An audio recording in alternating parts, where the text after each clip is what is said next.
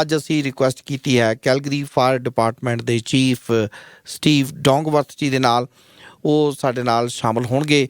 ਅਸੀਂ ਉਹਨਾਂ ਦੇ ਨਾਲ ਗੱਲਬਾਤ ਕਰਾਂਗੇ ਈਅਰ ਐਂਡ ਦੇ ਬਾਰੇ ਵਿੱਚ ਕਿ ਹੁਣ ਇਹ ਸਾਲ ਕਿਸ ਤਰ੍ਹਾਂ ਦਾ ਉਹਨਾਂ ਦੇ ਵਾਸਤੇ ਰਿਹਾ ਹੈ। ਚੀਫ ਡੋਂਗਵਰਥ ਮੇਰੇ ਨਾਲ ਟੈਲੀਫੋਨ ਲਾਈਨ 'ਤੇ ਇਸ ਵੇਲੇ ਸ਼ਾਮਲ ਨੇ। High chief, very good morning, welcome sir. Hey, good morning. Great to be on Red FM again. Thank you. Thank you, Chief. So, reflecting on this past year, what would you consider the most significant accomplishments of the department? I think the first two things that come to mind for me is, of course, the city experienced the water feeder main break here earlier in the year, and then, of course, we had the repairs subsequently where we had the water supply was impacted. That was a significant accomplishment in terms of how we dealt with it, I think, and made sure we were still able to take care of Calgarians' needs. And the second one was we just had our sixth 5-year accreditation from the Commission on Fire Accreditation International, accrediting us as a credible agency that uses data to drive its decisions and that's focused on continuous improvement. So we were very proud to achieve that. We're one of only a few fire departments that have gone through the process 6 times. We were the first Canadian fire department to be accredited, and I think it's something for the fire department as well as the community to be very proud of. Great, and congrats for that. Thank you. Thank you. And how has the department evolved over the past year in terms of technology, training, or response strategies? I think the couple of things that I would highlight there is so that for a while now we've been asking the provincial government to allow us to put blue lights on our fire trucks because there's a lot of research that suggests that people are much more likely to reduce speed as they approach a flashing blue light than a red light or a white light or an orange light. And you've seen tow trucks and other vehicles that are on the roadways frequently, snowplows, have had those for a couple of years. Mm-hmm. For a while, we couldn't persuade the province to extend that to fire trucks, and we finally made a breakthrough. We've got a pilot right now with 11 of our vehicles with blue lights and one more to be fitted with blue lights to see how that works. And I think that's going to make both our crews much safer as well as Calgarians, as well as people who are involved in collisions who we're protecting at scenes by putting our vehicle between them and the traffic. And the other thing we're doing is, so I focused a bit on technology here, is we're actually putting some cameras on our trucks that have an all-round kind of 360-degree view, as well as capturing sound from outside of the fire truck, so that when unfortunately we are involved in collisions of any kind, which happens from time to time, mm-hmm. We have a much better sense of what actually took place, because very often we end up with insurance companies trying to make claims against the city, which is costly to taxpayers, both in terms of if they're successful in that claim, but also in the legal process that leads to resolution of those claims. We believe we'll have much more evidence to show that perhaps the driver who hit our vehicle was more in the wrong, and also we can prove whether things like sirens were activated by virtue of the sound capturing capability. Mm-hmm. And Chief, will you please share a particularly memorable or impactful call that the department responded to this year? Yeah, I think it's difficult to isolate them, but I've tried with a couple for sure. I mean, every call we go to is impactful for many reasons. We go to many tragic calls where, mm-hmm. People have been injured fatally, and those are impactful for sure, particularly when they involve young people, children, infants. But I pulled out a couple, though, regardless. I think the Prestwick condo fire a few months back, where the loss was approaching $15 million from an insurance perspective, as well as in the last month or so, we had the fatality due to carbon monoxide. Mm-hmm. Again, we've had a lot of carbon monoxide calls this fall, and that kind of was very sad to see someone actually pass away, although there were many others where the levels of carbon monoxide was high, and it's just very, very fortunate we didn't have more fatalities in some of those coals. Mm-hmm.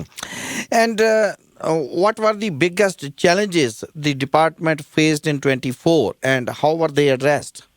Yeah, I think I would go back to the feeder main break there, and what it forced us to do. We're a department that we depend on water to extinguish fires. So the notion that we would have less water volume, less water pressure, and potentially in some parts of the city no water at all was something we had to face. So we rapidly put a plan into place where we brought some extra pumping equipment into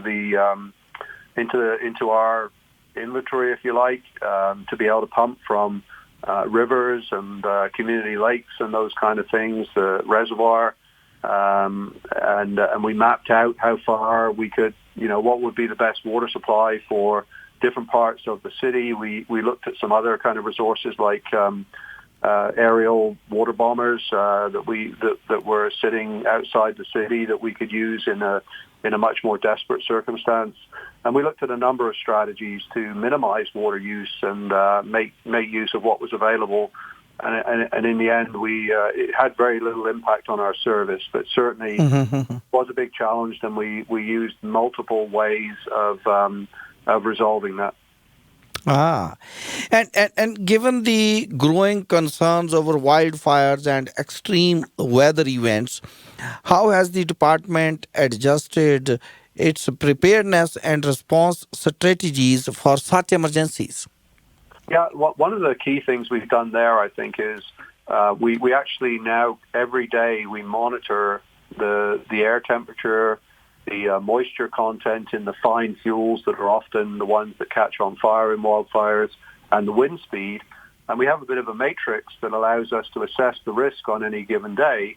And as a result of that, we can bring extra resources into service, at very short notice, in recognition that there's a higher risk on that day of having a wildfire either inside the city or on the perimeter of the city where it may threaten the city.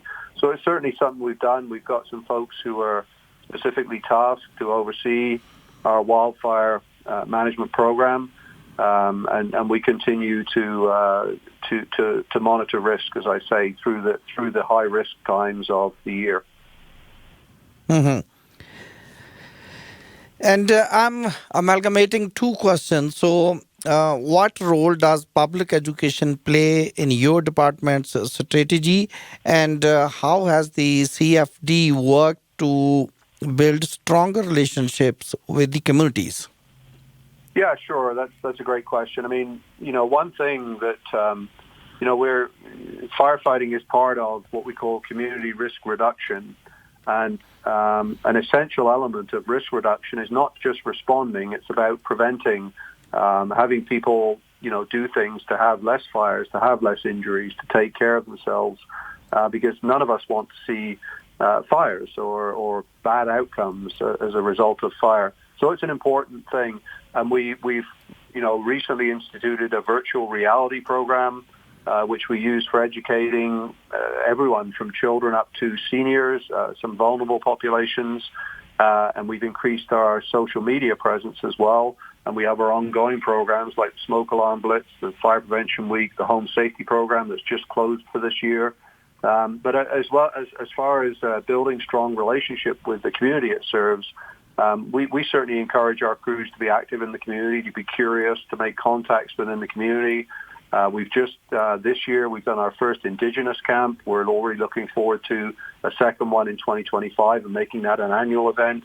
We've done our third Camp Courage, which is where we bring young women in and expose them to firefighting and law enforcement and emergency medicine that's practiced by paramedics. We're active during the Pride Parade and the Pride Festival. We're part of the National Day of Truth and Reconciliation. And I'm just, skimming a few off of the top here. We're constantly in touch with the communities that we serve. Mm-hmm. But it's something certainly we want to do more of, and we continue to do more of. But I think we've really, stepped up our game, if you like, in terms of making sure we have interactions with those communities. Mhm. And how has recruitment and retention been going on within the department, especially considering the increasing demand for first responders?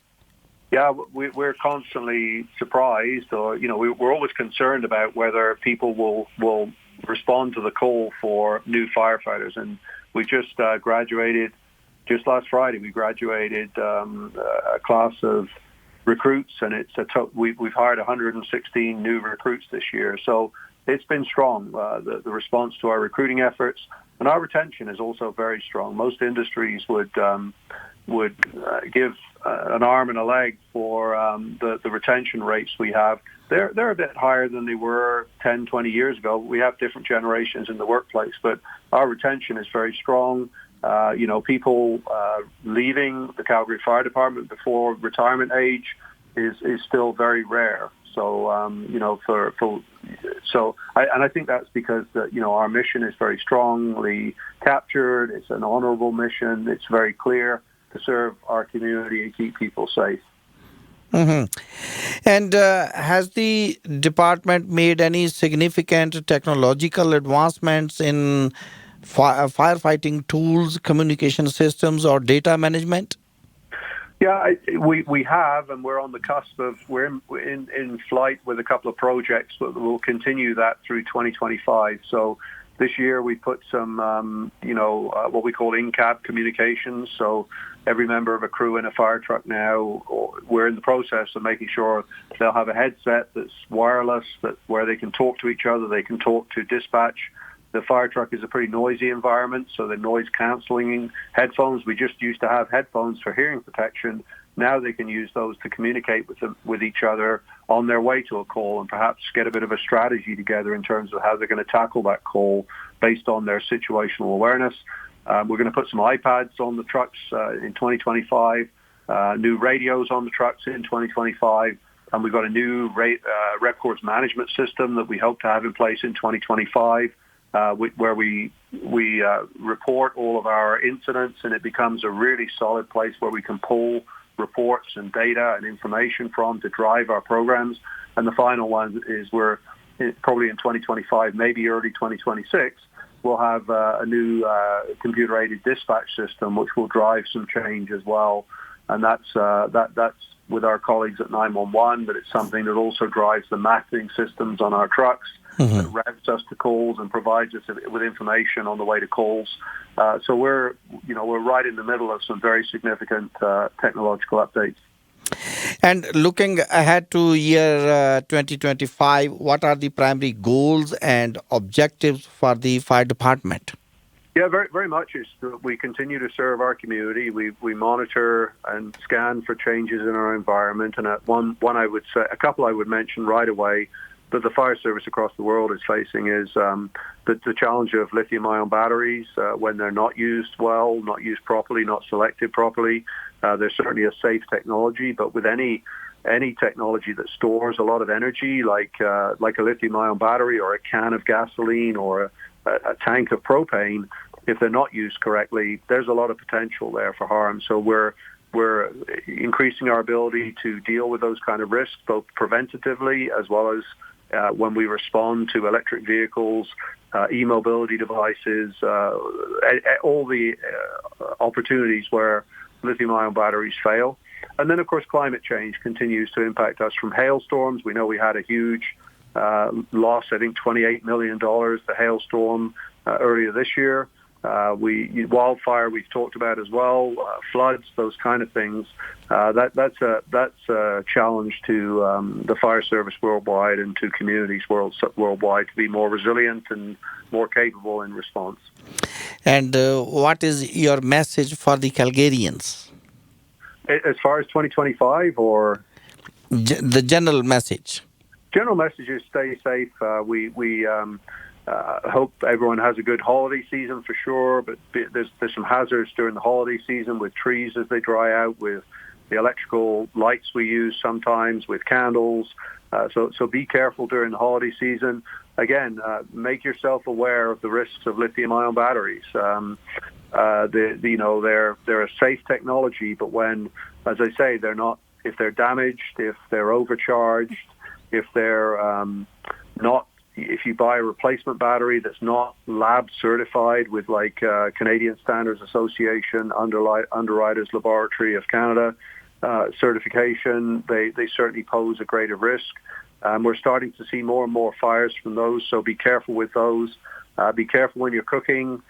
Be careful with candles year-round, and be careful with ignition sources. So, as always, make sure you have working smoke alarms. Make sure you have working carbon monoxide alarms. We're seeing a lot of carbon monoxide calls this fall. I think those are all things that I would try and roll into my message for Calgarians at this time of year. Yeah, thank you, Chief. And we, on behalf of the management of this station, on my colleagues and myself, I wish you and your team of great firefighters, wish you a very happy New Year, Merry Christmas, Happy Holidays. Thank you very much, and I always appreciate the opportunity to speak on your program. Thank you. Thank you.